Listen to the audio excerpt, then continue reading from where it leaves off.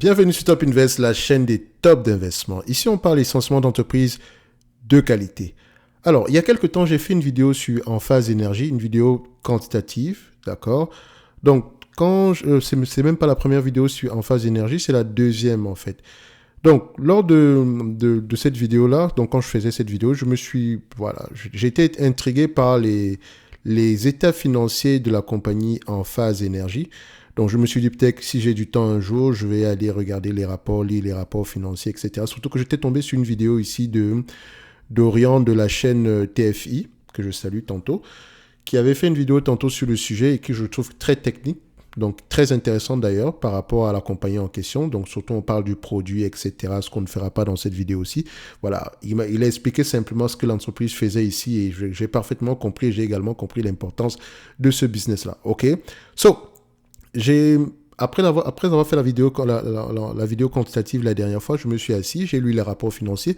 J'ai écouté surtout les deux derniers conference calls. D'accord. Donc, celui du dernier trimestre, le dernier trimestre qui a été proposé ici. Donc, le deuxième et ainsi que le premier trimestre.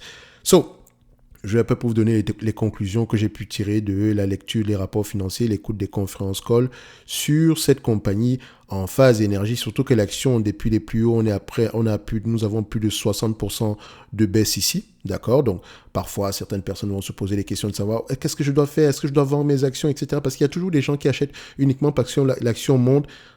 Voilà, je n'ai jamais compris ça, d'accord? On achète uniquement une action parce qu'elle est sous-évaluée. On n'achète pas une action parce qu'elle monte. Ok, ça n'a aucun sens. Donc, pour ceux qui l'ont acheté à $300 par là, je ne sais pas sur quoi vous étiez en train de compter, mais ça ne veut pas forcément dire que le $300, vous n'allez plus le revoir, comme vous allez tantôt le voir ici sur cette vidéo-ci. Attention. Donc, j'ai fait une petite note ici, tranquille, ok? Moi, je ne me casse pas la tête ici, d'accord? Je lis mes affaires, j'écris ma petite note et je la mets de côté, ok? Ça me permet à peu près de remettre mes idées en place, ok? Donc, ça me permet également de poser les bonnes questions quand je lis les rapports financiers. J'ai à peu près un avis sur ce business-ci. Donc, c'est-à-dire que si ce business-ci vous intéresse du point de vue quantitatif, vous devez toujours aller lire vos rapports financiers. On n'achète jamais une entreprise sans lire les rapports financiers, sans avoir une idée générale de ce qu'elle fait ici. Et ici, on avoir une compréhension assez correcte du business model ainsi que des perspectives d'avenir. Sinon, ça n'a pas de sens, c'est de la spéculation. OK? On va y aller rapidement. Alors, le cours de l'action Enphase a chuté de plus de 60% cette année. Donc, en effet, la hausse des taux d'intérêt a dissuadé les propriétaires et les entreprises de solliciter des prêts auprès des banques pour financer les micro-onduleurs, les batteries et les panneaux solaires proposés par Enphase. Par ailleurs, les avantages accordés aux consommateurs par la loi sur la réduction de l'inflation, à savoir Inflation Reduction Act, du président Biden tendent à s'amenuiser. Donc, troisièmement, l'IRA incite à fabriquer les équipements solaires aux États-Unis, ce qui est une bonne chose, mais risque d'entraîner une hausse des coûts de main-d'œuvre pour les fabricants d'équipements solaires. Donc, premièrement, vous avez à peu près l'augmentation des taux d'intérêt. Deuxièmement, ici, vous avez les incitations ici de l'IRA, de l'Inflation Reduction Act, qui sont en train de diminuer. Et troisièmement, ici, vous avez le fait que l'IRA ici demande à ce que incite les entreprises à produire sur le territoire américain. Or, sur le territoire américain, le coût de la main-d'œuvre est assez élevé. Et si le coût de la main-d'œuvre est assez élevé, ça pourra entraîner ici la hausse des coûts. Ça entraîne la hausse des coûts de production, mais également ça pourrait également entraîner la hausse des prix, d'accord, de ces produits-là. D'accord? Donc, cela signifie pour Enphase qu'elle devra augmenter ses prix de vente. Enfin, la Californie, donc, quand on dit ça signifie qu'elle devra augmenter ses prix de vente. Donc, j'aurais dû mettre ça à ces niveaux-ci. On va arranger ça rapidement. Voilà, parce que les deux sont liés.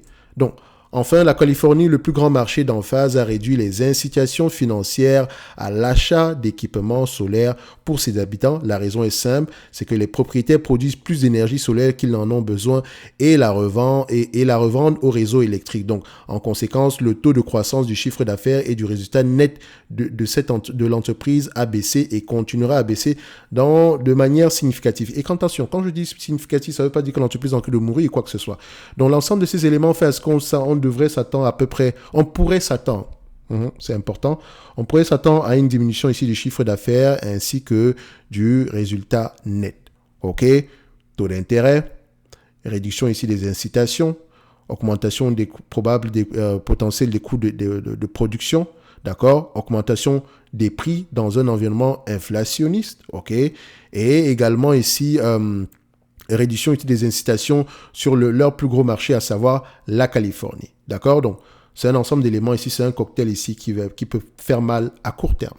Ok, mais on est là pour investir à long terme. Ok, et quand je dis on est là pour investir à long terme, personnellement, je ne suis pas investi sur Enphase et je n'ai pas l'intention de le faire, même si je comprends à peu près ce que la compagnie fait. Ok, c'est pas parce que c'est une mauvaise entité ici, mes raisons sont tout autres, d'accord, parce que je trouve que j'ai autre chose, j'ai d'autres opportunités ailleurs, d'accord, donc c'est pour ça que ça ne m'intéresse juste pas. Mais c'est une entreprise qui peut être assez intéressante au prix actuel. De toute façon, on n'est pas là pour parler de prix, on est surtout là pour parler du business du point de vue qualitatif. Alors, on continue. Pourquoi devrait-on se pencher sur ce titre? Alors, malgré la faiblesse opérationnelle relative actuelle de l'entreprise, les perspectives devraient s'améliorer au cours des prochaines années. D'une part, l'industrie de l'énergie solaire dans son ensemble devrait continuer à croître. D'autre part, Enphase est unique en ce sens qu'elle dispose d'un micro-onduleur qui est très recherché. Il peut convertir le courant continu produit par les panneaux solaires en courant alternatif utilisé par les consommateurs rapidement, à moindre coût et de manière efficace, même si l'ensoleillement n'est pas optimal. Et c'est cette partie ensoleillement pas optimal qui est très importante pour le futur, notamment en Europe parce qu'il y a des zones où il n'y a pas beaucoup de soleil. Donc, on pourra avoir un potentiel de croissance hors États-Unis. D'accord? Actuellement, la Californie, c'est le plus gros marché. Il fait chaud en Californie. C'est normal, mais on peut aller à l'extérieur de la Californie ou déjà à l'extérieur aux États-Unis.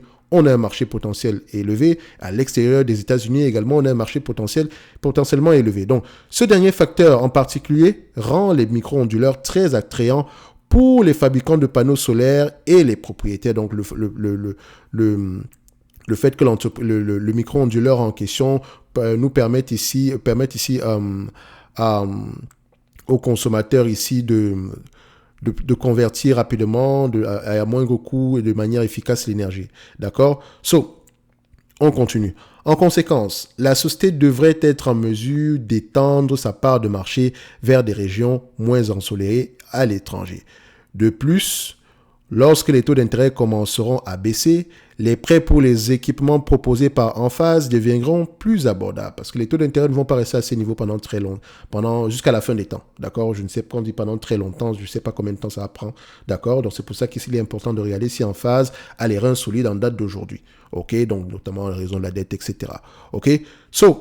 Les risques qui pèsent sur cette opinion, donc la mienne, par rapport à la lecture des rapports financiers ici, par rapport à ce que moi j'ai pu comprendre, sont notamment des installations de panneaux solaires plus faibles que prévues aux États-Unis, une inflation des coûts plus forte que prévue pour les matériaux clés et une réglementation défavorable qui entrave l'adoption de la technologie solaire aux États-Unis. Voilà à peu près ce que j'ai pu comprendre de ma lecture des rapports financiers. Vous voyez que c'est assez court comme document, mais voilà, ça a pris du temps. Ça a pris des heures, mais je me suis amusé également, ok? Ça me permet à peu près de voir que ça peut être un business assez intéressant. Je n'ai pas proposé ici, je n'ai pas donné l'information ici par rapport à la taille du marché. Notamment, c'est une information que je recherchais. J'ai pu trouver l'information en question. On parle à peu près d'une taille de marché ici, et je me réserve encore le droit d'aller à peu près affiner cette recherche-là, de plus de 20 milliards par là, si je ne me trompe pas. On pourrait de 20 à 30 milliards par là, si je ne me trompe pas. C'est-à-dire qu'en date d'aujourd'hui, enfin, s'ils ont un produit qui est très recherché par le consommateur final, en date d'aujourd'hui, on a à peu près, si je regarde bien en financial ici, on a à peu près en full, 12 derniers mois ici, on va plutôt le mettre à ce niveau-ci, ENPH, qu'est-ce qu'on a ici en phase énergie? Du point de vue revenu sur les 12 derniers mois, nous avons une entreprise qui a à peu près 2 milliards 800 millions en termes de revenus sur les 12 derniers mois. Ok, on a un marché final qui peut aller au-delà de 30 milliards par là, tu sais, à 10 ans, d'accord? Il me semble qu'il y a de grandes chances que cette compagnie-ci, d'accord, puisse doubler au moins sur les 10 prochaines années. Je dis bien doubler en termes de revenus, d'accord? Si elle arrive également à démontrer qu'elle a un pricing power et elle arrive à gérer ses coûts, etc. ici. Donc, attention, quand je parlais ici des diminutions des incitations en Californie, dites-vous que ce n'est pas la première fois que ça arrive, ok? Donc, faut pas qu'on pense ici que on va plus jamais donner des incitations aux particuliers afin qu'ils puissent acheter des panneaux solaires, etc. Donc, c'est pas la première fois que ça arrive. Donc, c'est un programme parmi tant d'autres. Parfois, le programme prend fin et après ça, on le renouvelle, d'accord? Donc, il me semble qu'on va le renouveler de toutes les façons, un peu comme le programme à l'échelle ici des États-Unis. So, pour revenir ici au revenu, nous avons une entreprise qui peut doubler le revenu au moins sur les 10 prochaines années. Doubler le revenu sur 10 ans ici, c'est quoi? Ça revient ici à avoir une croissance cumulée moyenne d'à peu près 7%. Surtout si le produit continue à être aussi bon. Ok, donc je vous renvoie sur la vidéo de Dorian, d'accord, si vous ne comprenez pas à peu près ce qu'elle fait ici, quelle problématique elle répond, d'accord, donc les plus techniques à ce niveau-là, donc je pense que vous aurez à peu près la bonne réponse à ces niveaux. So, moi je pense qu'en phase énergie, par rapport au prix actuel, enfin, je vais rester à peu près sur l'évaluation que j'avais fait précédemment ici, on est tout à fait d'accord qu'au prix actuel, ça semble être intéressant, et vous remarquez ici que ça ne sera pas étonnant de voir cette compagnie se négocier une vingtaine de fois les bénéfices, surtout si on a un potentiel de croissance aussi élevé. D'accord, je ne serais pas étonné de voir ça à ces niveaux-là. Et sur les années à venir, ici, en termes de free cash flow, on s'attend à peu près d'ici 2025 à 8,41 $ en termes de free cash flow. Est-ce que les net income sont plus élevés que les free cash flow? Il y a de grandes chances que oui. Donc, en termes de net income, ici, on s'attend plutôt à quelque chose en autour de 9 $ l'action. Donc, on devrait, si ça se réalise, on pourrait, à 20 fois les bénéfices, on pourrait être à 180 $. Donc, ça dit que en achetant l'entreprise ici aujourd'hui à 120 $ l'action, j'espère à peu près un rendement sur coût de 7,5% d'ici 2025. Et au-delà de 2025, ça pourrait continuer. Donc, en phase énergie, je pense que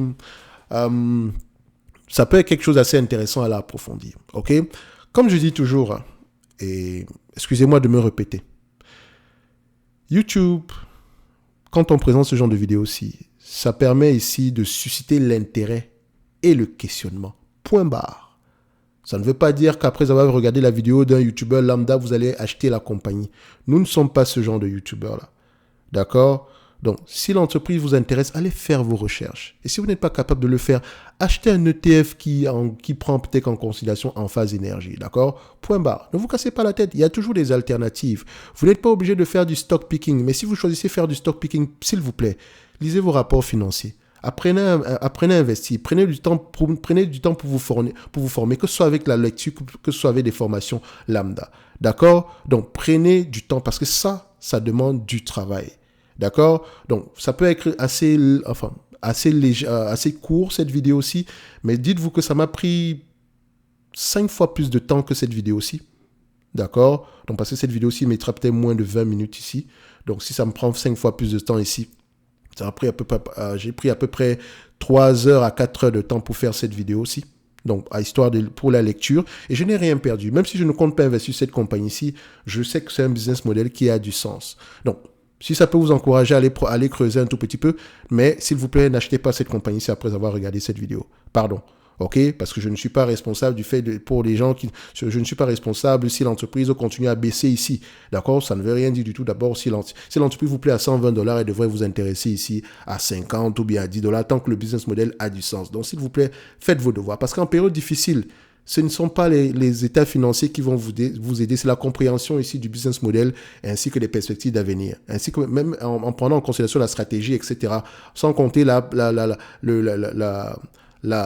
confiance envers le management. OK? Donc, pour ceux également qui veulent apprendre à se poser les bonnes questions, n'oubliez pas, en lien dans la description de cette vidéo-ci, nous avons le service Top Premium. Dans ce service Top Premium-là, vous pouvez avoir droit non seulement à tout ce qui inclut le service Top Premium, à savoir, je pourrais demander des analyses quantitatives, comme sur n'importe quelle compagnie. Vous avez vu ces jours-ci, je parle d'entreprises que moi-même je ne connais pas. D'accord? Donc, mais bon, vu que ce sont les abonnés qui ont proposé, je suis obligé de le faire. Également, ici, je propose vraiment des notes d'analyse sur des entreprises qui, moi, me semblent sous-évaluées. Donc, c'est-à-dire que je lis les rapports financiers, j'écoute des conférences calls et j'essaie de vous proposer les meilleures entreprises au possible du point de vue qualitatif. Également, on fait le suivi derrière. Il ne s'agit pas juste de présenter l'entreprise et basta, non. On revient faire le suivi. Tant que le scénario d'investissement de départ est toujours d'actualité, on continue à faire le suivi trimestre après trimestre. Attention, ça ne veut pas dire qu'on prend, on achète bêtement. Non, non, non, non. Lisez vos rapports financiers, d'accord? Donc, je ne vous promets aucun rendement, d'accord? Si quelqu'un s'attend à ce que, oh, je te promets 15%, 20%, non, non, non. D'accord? Je te promets rien du tout. D'accord? La seule chose que je peux te promettre ici, c'est de t'aider du mieux possible à pouvoir faire tes recherches toi-même. OK? Parce qu'il y a une chose qui est sûre, c'est qu'en période difficile, d'accord, la seule manière d'investir avec conviction, c'est de connaître à peu près ces dossiers soi-même. D'accord? So, ceci n'est que mon point de vue. et non un conseil d'investissement. Vous avez également la top newsletter qui est gratuite où je présente généralement des analyses sectorielles. Par exemple, on parle d'Emphase Énergie, c'est quel secteur d'activité? Quelle est la dynamique dans ce secteur d'activité-là? Vous découvrez par exemple ici qu'il y a des incitations ici afin de pouvoir et enfin des incitatifs, je dis incitatif, incitation, bref, il y a un intéressement ici à pouvoir prendre des panneaux solaires aux États-Unis. Donc, vous avez peut-être des économies en termes de taxes ou bien des retours en termes d'impôts, ce genre de choses-là. Je ne sais pas comment est-ce que c'est structuré là-bas. Mais voilà, ça encourage les gens à prendre ici des panneaux solaires, notamment parce que le gouvernement va peut-être subventionner une partie. OK? Donc, c'est quelque chose qui pousse les ventes à court terme. Est-ce que ce programme-là va durer? Point d'interrogation. Rappelez-vous que Tesla également, c'était la même chose. Il y avait des incitatifs, etc. Tout le monde se dit que ouais, mais dès que les incitatifs vont disparaître ici, voilà, ou bien les subventions du gouvernement vont disparaître ici, l'action va chuter. Bah, ça a disparu. C'est de moins en moins présent, mais l'entreprise se porte toujours assez bien. Donc, c'est également, c'est un risque à prendre. C'est un risque à court terme, mais à long terme ici, si l'entreprise a un bon produit, voilà, le produit prendra soin des bénéfices nets de la compagnie. On va le dire comme ça. Également, il faut vérifier l'innovation derrière, etc. Bref, ça reste une compagnie de croissance. Écoutez ce que dit le management et essayez de voir si le management fait toujours ce qu'il a dit. OK?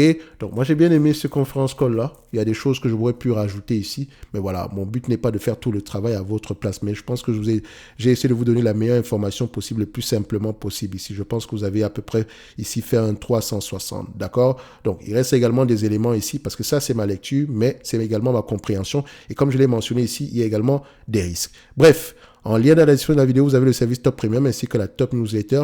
Et on se donne rendez-vous sur la prochaine vidéo. D'ici là, portez-vous bien, un like, un abonnement. Ça fait toujours plaisir. Merci.